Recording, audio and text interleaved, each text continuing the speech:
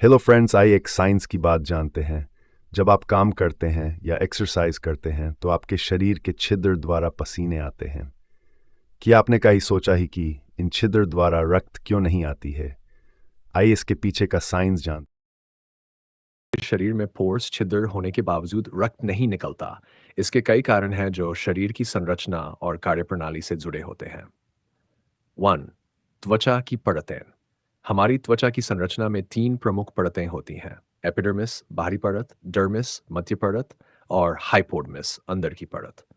Pores सिर्फ epidermis में होते हैं जो कि रक्त वाहिकाओं ब्लड वेसल से नहीं जुड़ा होता। डा रक्त वाहिकाओं की गहराई।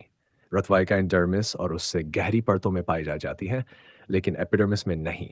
चूंकि पोर्स सिर्फ एपिडर्मिस में होते हैं, वे रक्त वाहिकाओं के संपर्क में नहीं होते हैं। इसलिए जब पोर्स खुलते हैं या उनसे पसीना निकलता है तो खून नहीं निकलता। पोर्स का कार्य। पोर्स का मुख्य कार्य पसीना और सीबम त्वचा का तेल निकालना है, जिससे शरीर का तापमान नियंत्रित होता है और त्वचा की नमी बनी रहती है। ये स्रावित पदार्थ पसीने की ग्रंथियों और तेल ग्रंथियों से आते हैं, न कि रक्त वाहिकाओं से। पोर्स का आकार। पोर्स का आकार इतना छोटा होता है कि उनमें से रक्त कोशिकाओं का बाहर निकलना संभव नहीं होता। रक्त कोशिकाएं पोर्स की तुलना में बहुत बड़ी होती हैं, जिससे उनका बाहर आना असंभव होता है।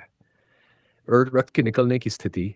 रक्त तभी बाहर निकलता है जब त्वचा में गहरी चोट लगती है या कट लगता है, जिससे डर्मिस या उससे गहरी परतों में रक्त वाहिकाएं टूट जाती हैं।